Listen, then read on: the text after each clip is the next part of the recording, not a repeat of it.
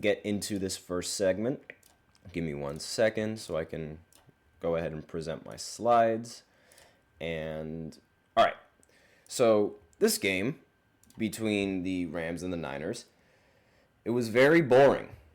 It was a very, very boring game, and it was a very ugly game played by both sides. The final score of this game was 12-6. It was absolutely awful. It was disgusting to watch. Nobody played really well in this game.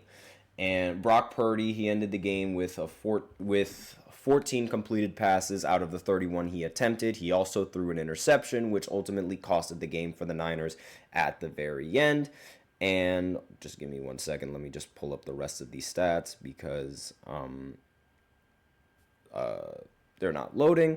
And then on the other side for the Rams, Matthew Stafford, he ended up completing 16 of the 27 passes that he's thrown. No touchdowns, no interceptions. But again, none of these quarterbacks were able to get more than 200 yards. And it was an awful game. It was such a boring game. Like the only real highlight of the game in this, like the only real highlight to talk about in this game was linebacker Devondre Campbell quitting on the Niners mid-game. I don't know why he quit. He has a history of doing this, actually. Like, he really just bails on his team from time to time. Very selfish, in my opinion. And again, the coach wasn't happy about this. Kyle Shanahan wasn't happy. One of his own players wasn't happy about it either. So I would not be surprised if Devondre Campbell ends up getting cut effective immediately. Probably during this podcast, I would not be surprised if he ends up getting cut real soon, because that is just inexcusable. I mean, quitting on your own team in the middle of a game, not only is that just completely selfish, but it's like that's practically like against the rules and the fundamental rules of football. Like, you always want to try and win, and it doesn't matter like whether something's not going your way, whether you're not it really depends on the situation. It doesn't matter whether or not something is going your way, whether you're unhappy. You always try to win the game in the end, and he broke that fundamental rule. This is like, if you want an NBA comparison, this is similar to when Scottie Pippen ended up quitting on his team in 1995 when he wasn't taking the final shot and Phil Jackson decided to write up a play for Tony Kukoc. And of course, it backfired on Pippen because Kukoc ended up making that clutch shot to win the game in the end in the playoffs.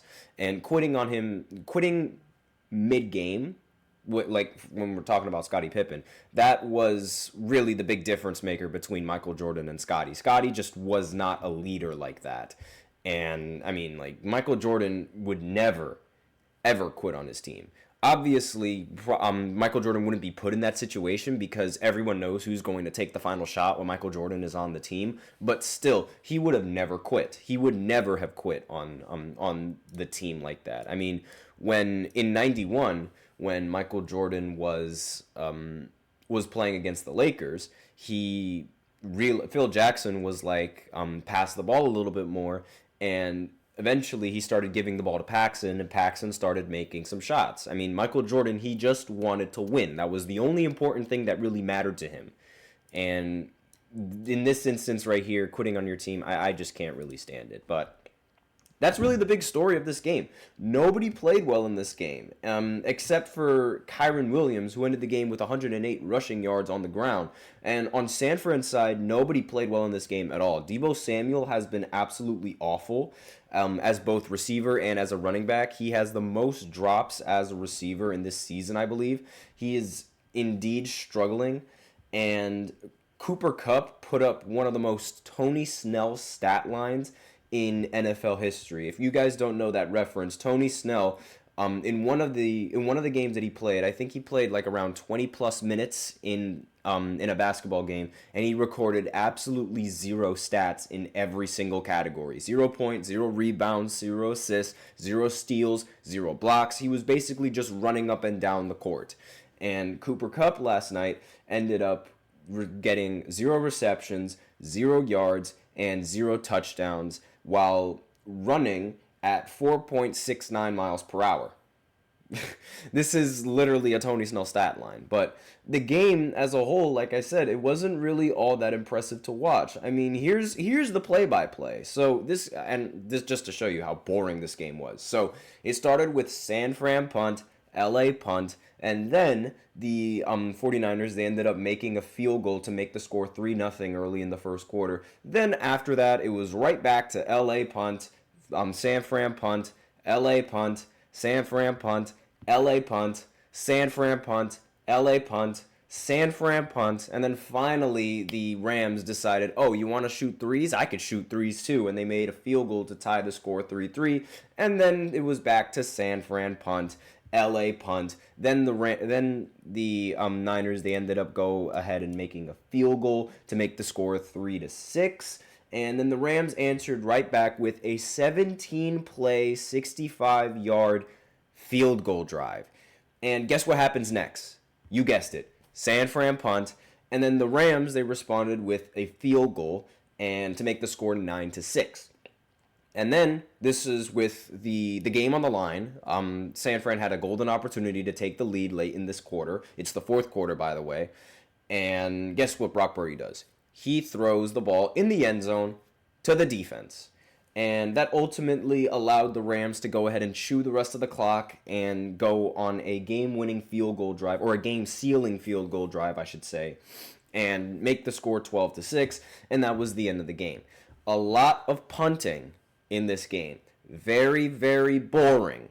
Very boring. A lot of three-pointers in this game. Field goals, if you will. I like to call them three-pointers. Very, very, very boring. I expected the Rams to win this game, but I did not expect this game to be such a boring game. I didn't expect there to be such low scoring. I mean, this is a game that ultimately decided who was going to end up leading in their conference. Now the Rams have a tiebreaker. Assuming that they end up getting the same record as San Fran, they hold the tiebreaker, which means they ultimately have the higher place in the seeding category. And now the Niners are dead last in their division. Was about to sneeze. That was weird. There's the sneeze. Apologize for that. But the Rams, right now, they sit at an 8-6 record. The Seahawks, they have to play this Sunday, I believe. Excuse me. Yes, they're going to play the Packers this Sunday, and assuming things go well for them, then they're going to continue leading their division in the NFC West. But if things don't really go so well, then the Rams would end up being the number one seed in their division because they hold the tiebreaker at the moment.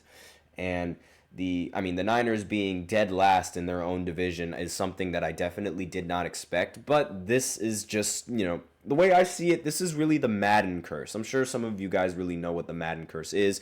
So essentially, whenever a athlete in the NFL is the cover athlete for the next Madden game, their team ends up underperforming.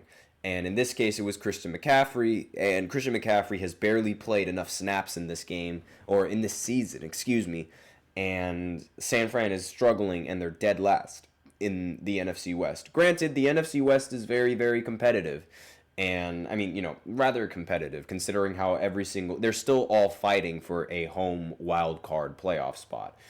And we'll see how it goes in the end, but right now this is not a very good look for San Fran. And this game is really not helping the Brock Purdy isn't a system quarterback narrative.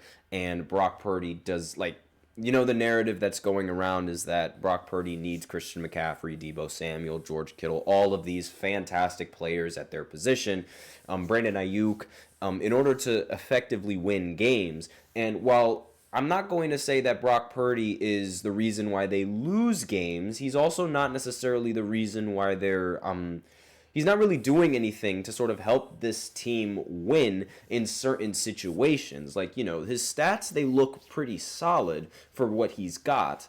But at the end of the day, you're losing games.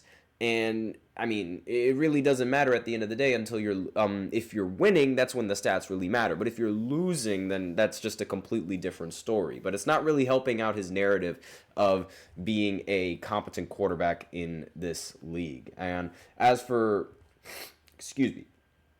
I should also mention that Puka Nacua actually played pretty solid in this one with 7 receptions and 97 receiving yards on 8 targets. So not entirely bad, but again, most of this game was incredibly boring. Let me know in the comments what you guys thought of this game, if you guys saw this game. If you didn't, then God bless you because you missed a snooze fest of a game. But honestly, like the big highlight of yesterday was this second segment that's coming up, which is Bronny absolutely taking over in the G League and dropping 30 points. Yes, Bronny dropped 30. We're going to talk about that right after this short break, so be sure to stay tuned if you guys are interested. I feel like I'm losing my mind. Is everybody in the world blind? Please, Lord, give me a sign, a sign. I feel like I'm losing my mind. Is everybody in the world blind? Please, Lord, give me a sign, a sign.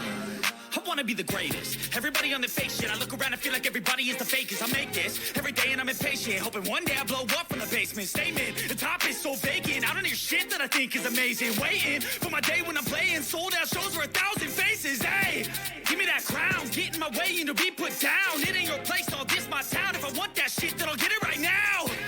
I'm losing it, the noose it fits. I'm losing shit, a stupid myth. You choose to live or choose to dip. You choose to fight or lose your grip and lose a gift. Oh. I feel like I'm losing my mind. Is everybody in the world blind? Please, Lord, give me a sign, a sign. I feel like I'm losing my mind. Is everybody in